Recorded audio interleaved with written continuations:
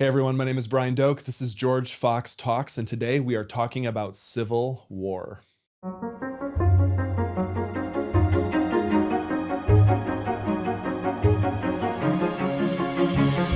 Hey, I'm Brian Doak, and I am here in the studio today with two very special guests to talk about the Civil War and to talk about contemporary society in light of the Civil War. Our first guest is Professor Alan Guelzo, who is a senior research scholar at Princeton. Professor Guelzo is actually one of our nation's foremost Civil War historians. He's a New York Times bestselling author of a definitive biography of Robert E. Lee, as well as Gettysburg, The Last Invasion. Alan, welcome to the podcast. So great to have you. Thank you very much, Brian. It's good to be here. Yeah. We also have on my other side Professor and President Robin Baker. Robin Baker came to George Fox University as provost in 1999 and became president in 2007. So he's been president here for 16 years, named by the Portland Business Journal as one of its 2023 Executives of the Year, but has a secret identity, my friends. Before all of this, he did his PhD and his scholarly work as a Civil War historian at Texas A&M, right? Yes, sir. Yeah. So welcome, President Baker. We're so excited to have this conversation with you about the Civil War. Thank you. Yeah. Alan, can I ask you, why are people still so obsessed with the Civil War? I feel like people are talking about this a lot. It keeps coming up. I drive around. I occasionally see Confederate flags in people's car windows. Like, what is so enduring about this moment in American history that people keep dredging it up and talking about it so much? Well, Brian, for one thing, it's exciting. Yeah. It is a great conflict. It is our national Iliad and Odyssey. Oh, wow. And it comes as a great relief because a great deal of the rest of American 19th century history is not actually all that stimulating. When you compare it, for instance, to, well, let's say Canada. We're Canada minus Sir John Franklin. We are a nation with a succession of presidents who are remarkable for their colorlessness and lack of distinction. Millard Fillmore, Franklin Pierce, Chester Alan Arthur. I mean, not exactly household names. These were all presidents during the 19th century. 19th century, Yeah. So the Civil War is almost comes as a kind of relief because there we really get contest, we get conflict, we have drama. Yeah. Another reason why the Civil War is still with us is because Civil Wars tend to hang around a long time, even after they're long over. Civil Wars are a peculiar kind of conflict. They generate deep divisions in societies. And even when the shooting may stop, the legacy does not. It was said by no one less than T.S. Eliot, writing about the English Civil Wars, English civil wars aren't even over yet. And he was talking about civil wars going back to the 17th century. Civil wars tend to be the most violent. They tend to cause the largest numbers of casualties. They don't come to easy conclusions at the end, and they stay around and haunt us. I mean, think of the kind of civil conflicts that have convulsed Ireland over the course of the last century. Think of what happened in the Balkans in the 1990s. Right. Civil wars are deadly and they are of long standing in historical memory. One other reason why I think it's particular for the American Civil War to have such long innings in American life is because Americans have a sort of instinct for the underdog. And so there's a weakness that we have for regarding the losers in the American Civil War as being, well, somewhat interesting, something similar to what a lot of Americans experience. Coming out from the very bottom of a pile and accomplishing some great deeds, and especially even if you don't win at the end, still being able to retrieve some nobility out of the shards of defeat. That's a constant theme, for instance, in country Western music. Country Western music is always about loss and defeat. So the American Civil War also speaks to that. And if there are people running around with Confederate flags, sometimes it's not because they have a particular political affection for the Confederacy. I doubt whether any of them have ever read the Confederate Constitution. But there is a certain fondness Americans have for underdogs, for losers. We're a society that worships success. We're a society that worships people who come out on top. But it's precisely because we see how relentless that can often be that we're sympathetic in peculiar ways to those who don't always win and who don't always come out as number one. And the Confederacy benefits from that. The memory of the Confederacy, however inaccurately possessed, reflects that. So the Civil War speaks to us on a number of levels, and it presents us with a drama that we just can't resist. Robin, when you started your academic journey, do you recognize any of these themes, and what drew you to that study when you were a student and then in your ongoing professional work? Absolutely. And I think I just want to listen to Alan, but there is a sense that fits in with what you said, that the stories are also compelling, and I think that's what you were getting at. So for me, as a young man reading the story of Joshua Lawrence Chamberlain, right? So where else do you have essentially a literature professor who leads a voluntary unit, and he tells his own story, of course, but he's wounded, 4 or 5 times on the battlefield. He ends up being essentially highly regarded as a military officer. I mean, that just doesn't happen even in British culture much. No. You have much more of a professional piece. And even Lincoln himself, not formally educated, and yet he becomes, at least by many historians, one of the most significant presidents in American history. So those stories always drew me, simply in some ways because they reflect what it means to be an American. So often in the Civil War, what we encounter are amateurs. Yeah. There was nothing or almost nothing in the way of a professional standing army at the beginning of the Civil War. The Civil War is fought by civilians in uniform on short-term enlistments, and it's fought by people who don't have any kind of professional training, who have to pick this up on the fly, if they pick it up at all.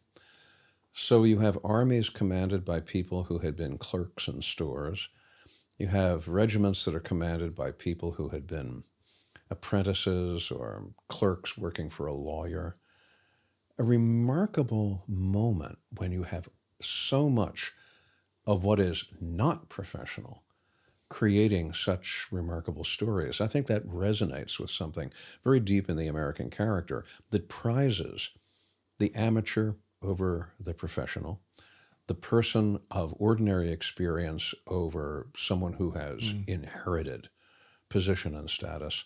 Civil War at many moments speaks to all of those things that are very important to Americans and to American culture.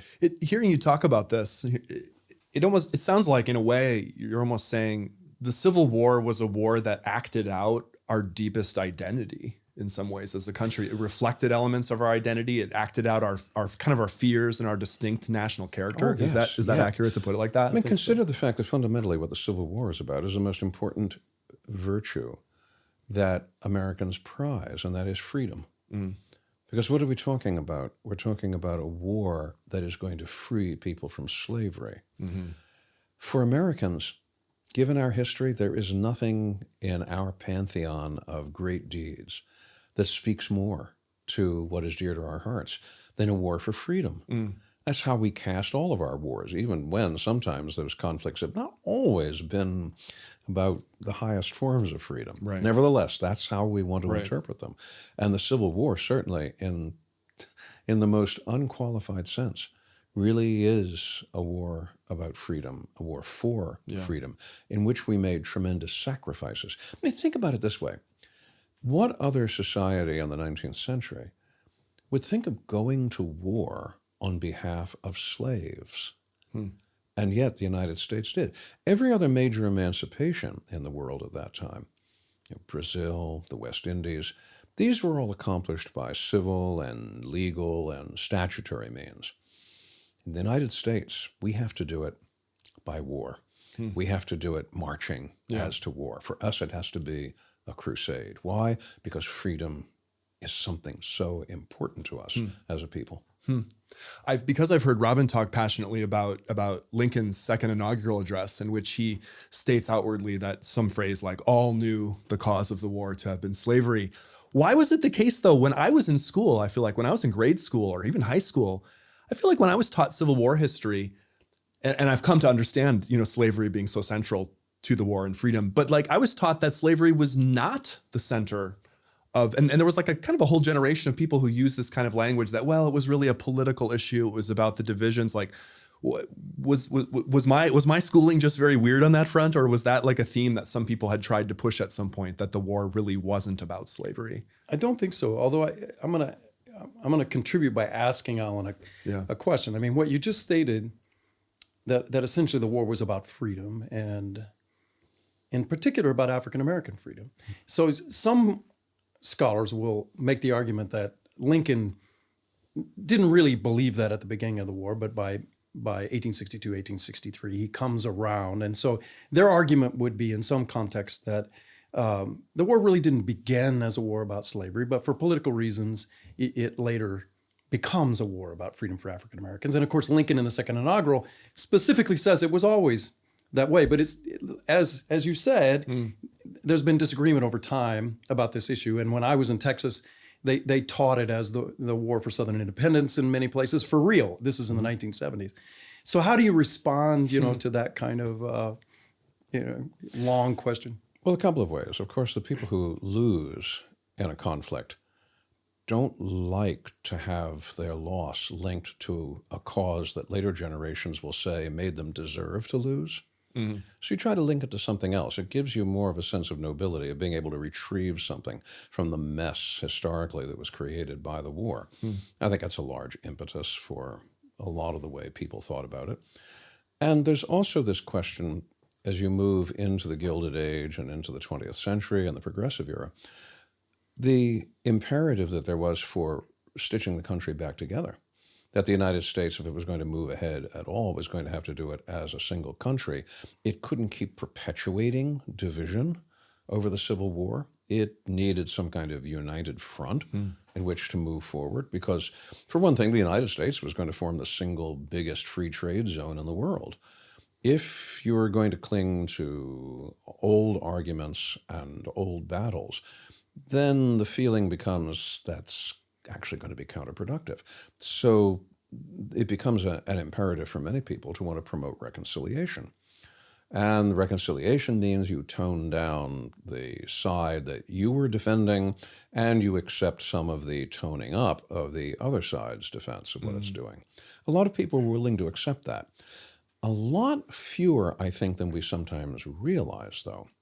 There were persistent strains of resistance to that theme of reconciliation. And in a sense, I suppose I'm a beneficiary of one of them. You were talking about your experience, Robin, in Texas.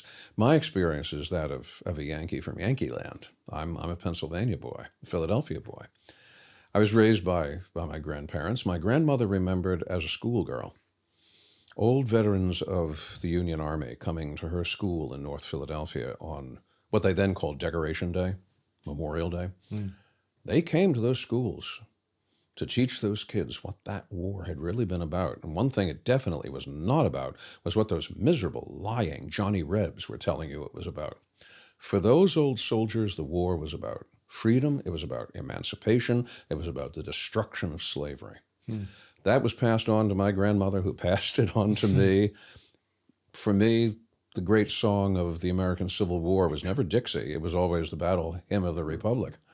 So sometimes it does depend on how you're being educated and where you're being raised. So I bring the Yankee perspective to it. And the Yankee perspective to it was the North's cause was the cause of freedom and right.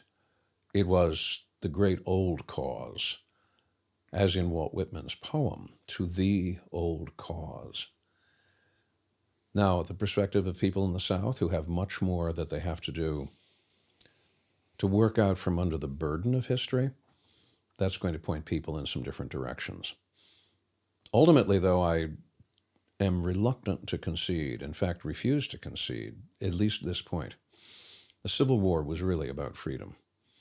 And the people who fought for the North fought for it for the freedom of the slave, even if sometimes they didn't always want to admit it to themselves. By the end of the war, they did. But if at first they were reluctant to do that, there were political reasons for it. Some people have asked, why didn't Lincoln simply emancipate the slaves the day after Fort Sumter fell? Well, there were, in fact, a good many reasons why he couldn't. First of all, presidents don't have the unilateral authority to do things like that. And Lincoln was a lawyer, and Lincoln knew that. He was going to have to go through a process. Second thing about that is that Lincoln knew very well that slavery was at the root of this war. And from the very beginning, he was in fact working on plans for emancipation. But one by one, those plans for emancipation were obstructed, derailed. It's not really until the 1st of January, 1863, that he issues the Emancipation Proclamation, a presidential proclamation. But he only does that not because he's been hesitant, not because he's been holding back, it's because he's been trying some other things, and they haven't worked out. And now he's going to try the presidential proclamation based on military necessity. So Lincoln understood from the very beginning that the Civil War was about slavery. He also understood it was about preserving the Union, but for Lincoln, preserving the Union and getting rid of slavery were two sides of the same coin. I mean, what union were you really going to find worth preserving if it did not get rid of slavery? How could you get slavery if you permitted the division of the Union? Because if you permitted the division of the Union, the Confederacy would be an independent nation, and nothing he could do as the President of the United States could have any legal effect on the Confederate States of America. No, you had to restore the Union to get emancipation. You had to have emancipation to make restoring the Union worthwhile. The two really worked together in Lincoln's mind. But many other people down on the other side of the Potomac, they also thought they were talking about freedom, but it was freedom of a different kind. In this case, it would be the freedom to hold other people in slavery. That is an ugly fact, but it is a fact that over and over again, the Confederates during the war kept repeating. What they wanted was the freedom to hold other people in bondage. When they go down to defeat, of course, that's embarrassing. So the story shifts. Changes and shifts. When we think of the war this way, as a war for freedom, the North won, slaves were freed, it was righteous. Now the issue comes into starker contrast and even becomes maybe more confusing, especially for younger people today, maybe people of my generation and younger who look out and see and realize, maybe first realize in 2017 or 2020 during some of the riots and various kinds of controversies that came up around Confederate monuments, that there even were Confederate monuments, that there would be monuments to the Confederacy, to the losing side, to the traitors, to those who enslaved others.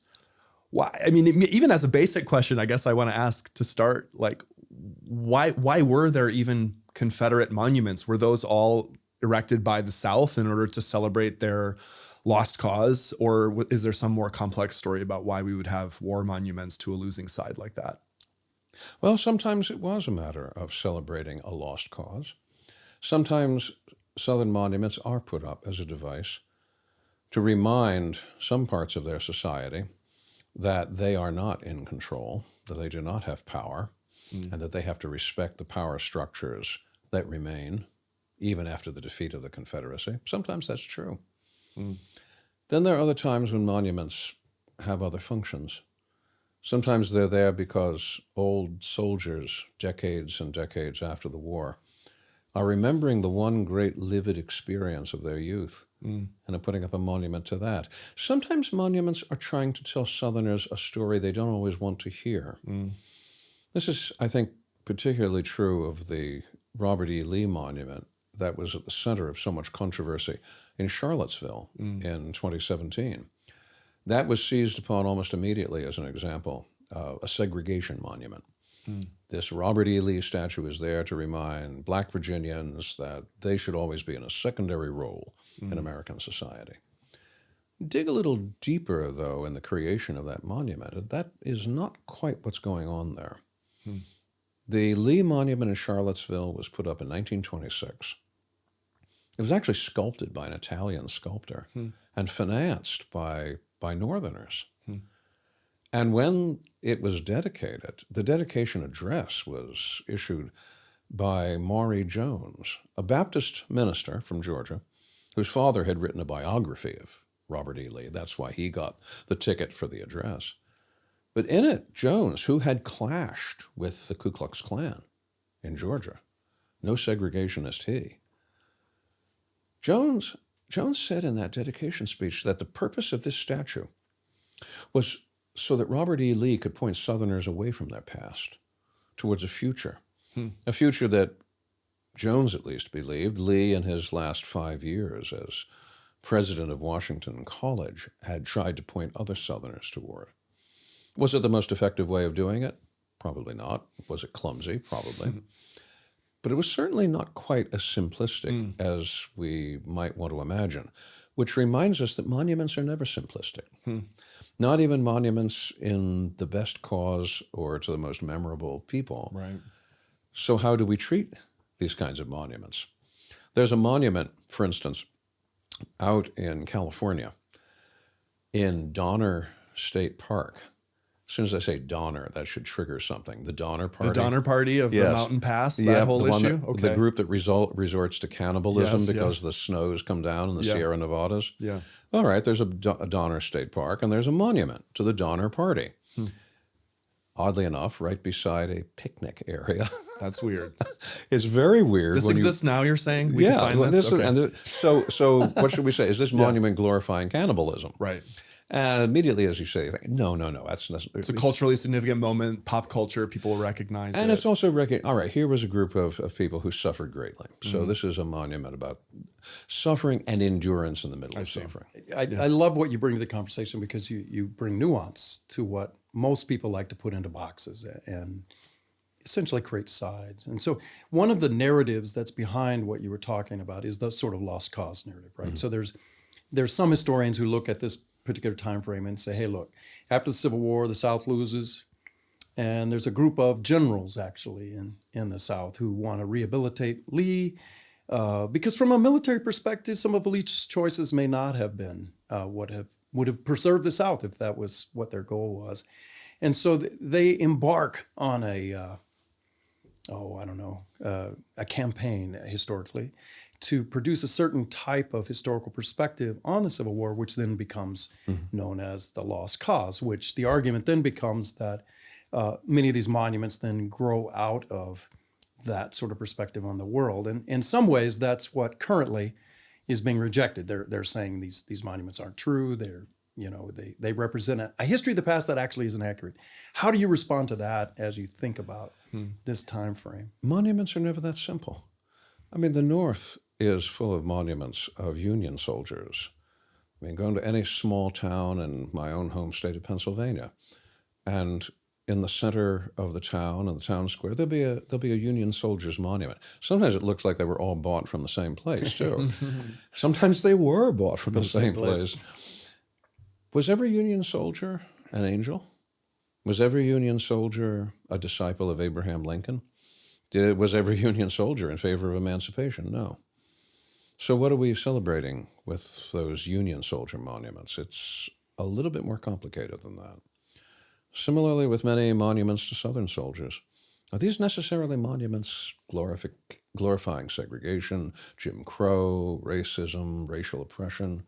Sometimes they are monuments to communities that saw almost an entire generation of their young people wiped out by the war. When you look at the casualty statistics in the American Civil War, the South suffered a literal decimation of its white male population of military age.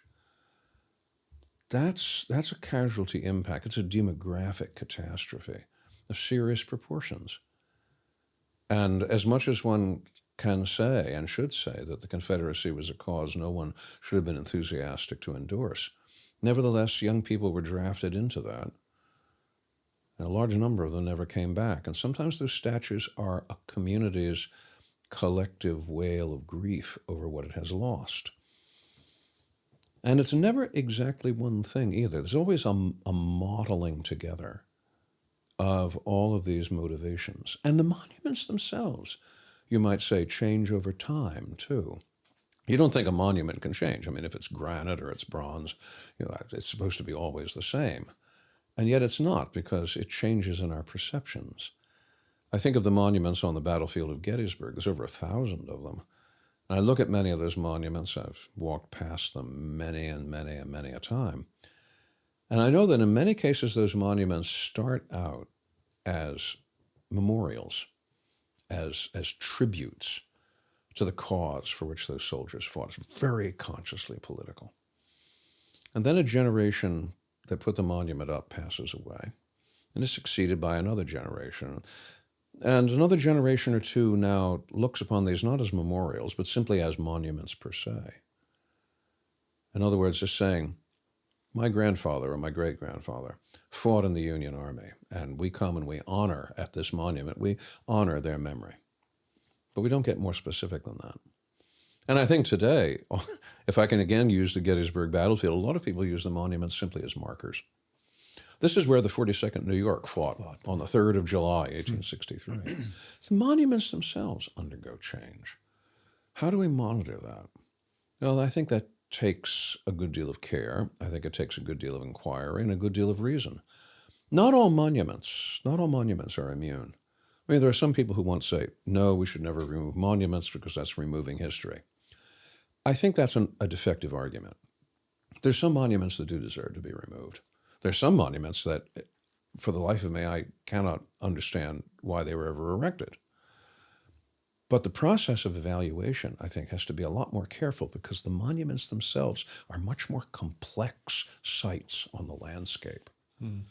So how do we go about doing that? Back in 2017, a former student of mine, John Rudy, wrote together with me an article about monuments. How do we evaluate monuments? How should we proceed with them? And what we created was a kind of decision tree that had 5 steps. It asked 5 questions. And the first question, just to give you an example, was this. Are there people who have suffered today, living people today, who have suffered harms at the hands of the people identified in those statues? And at that point, our answer to the question was to say, if the answer here is yes, if there are living people who have suffered those harms, then take the statue down. And that speaks, for instance, to the removal in 1956 of the statue of Joseph Stalin in Budapest by the Hungarian rebels. It speaks to the removal of statues throughout Russia after the fall of the Soviet Union. It speaks even to the removal of the pulling down of the statue of Saddam Hussein in Baghdad.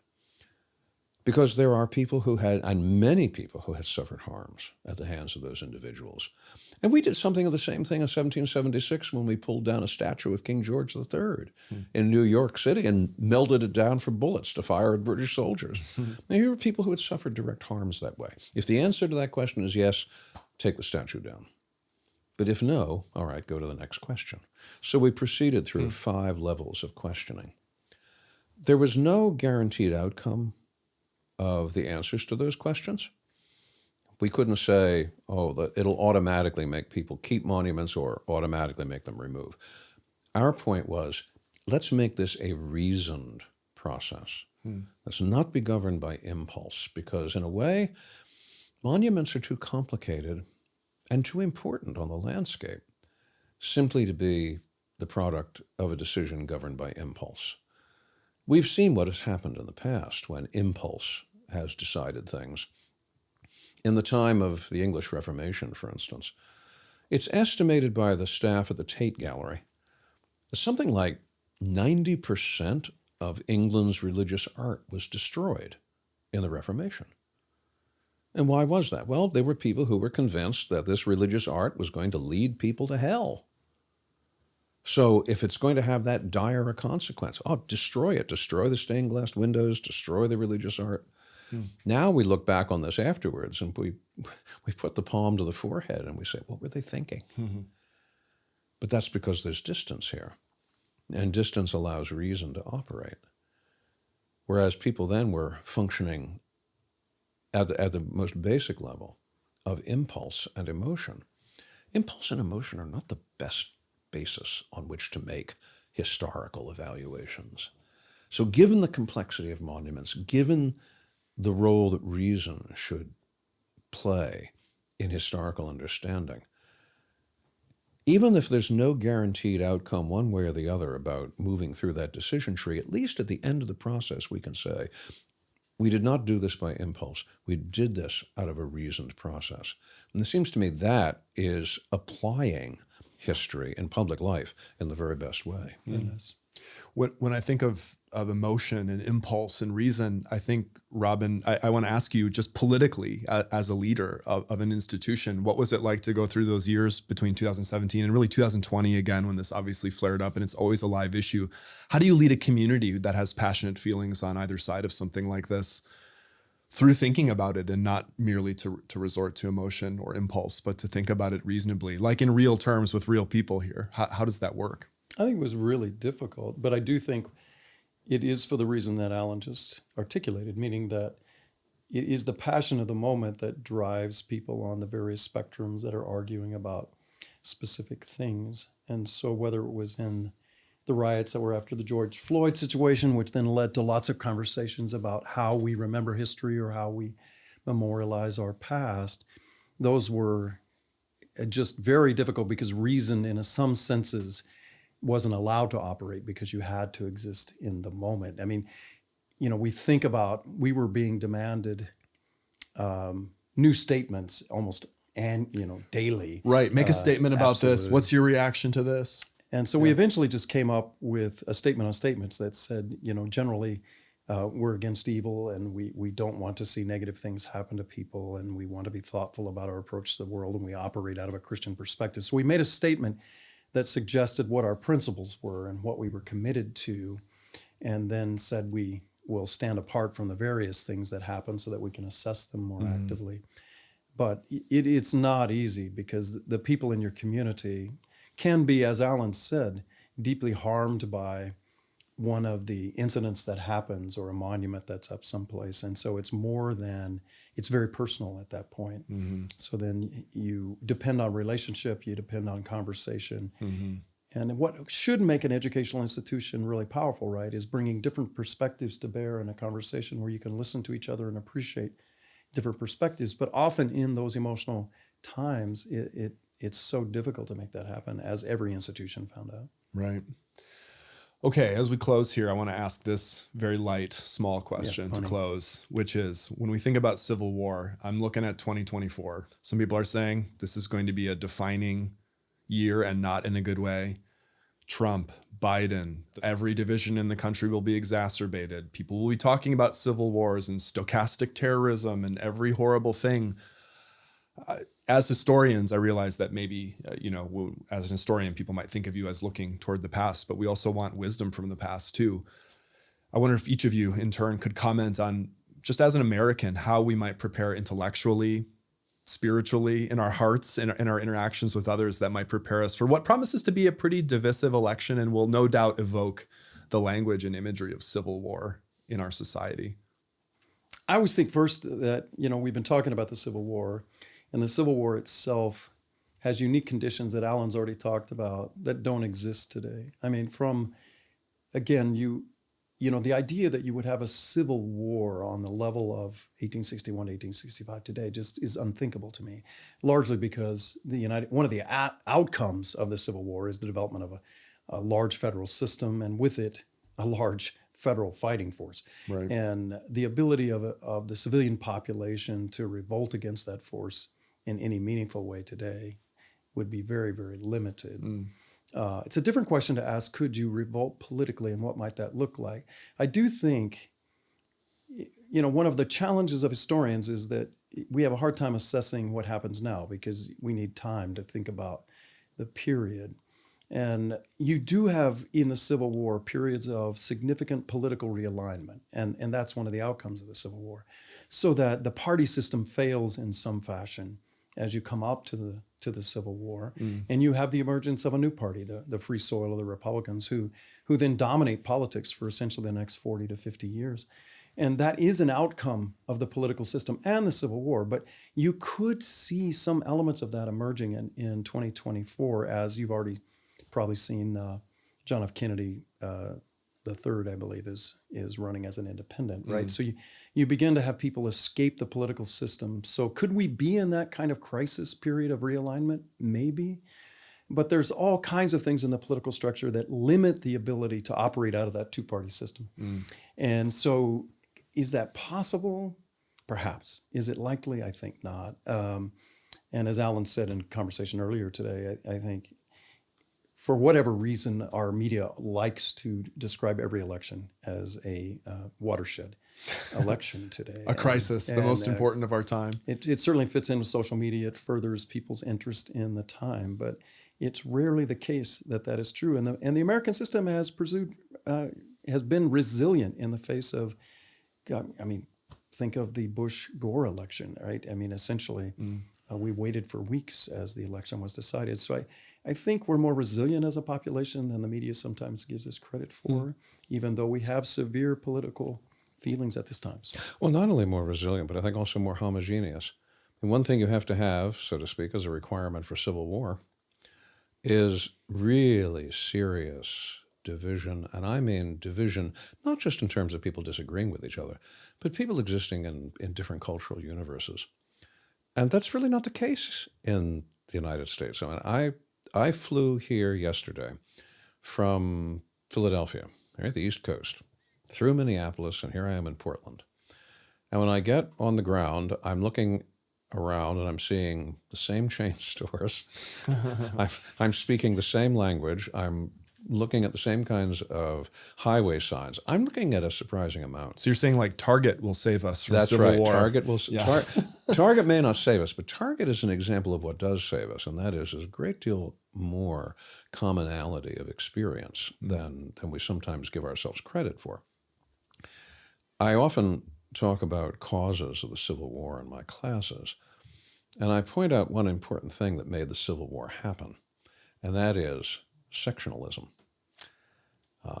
Slavery is the ultimate factor in the algorithm that makes the war, but even slavery wouldn't have created a civil war if slavery had only been legal, let's say, in Minnesota, Maine, Florida, and Louisiana. Why? Because they're so far removed from each other. Sectionalism meaning like the region of the region of the country, yeah. Instead, what you had an entire region that identified culturally that way.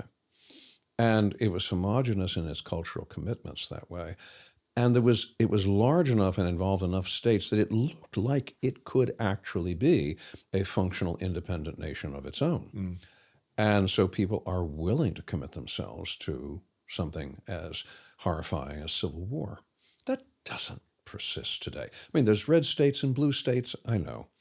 But the red states and the blue states don't form homogeneous units. And even within red and blue states, there's large pockets in each. In a blue state with a red pocket and a red state with a blue pocket. They say this is the story all over the United States. So we're dealing with a great deal more unity than we sometimes give ourselves credit for.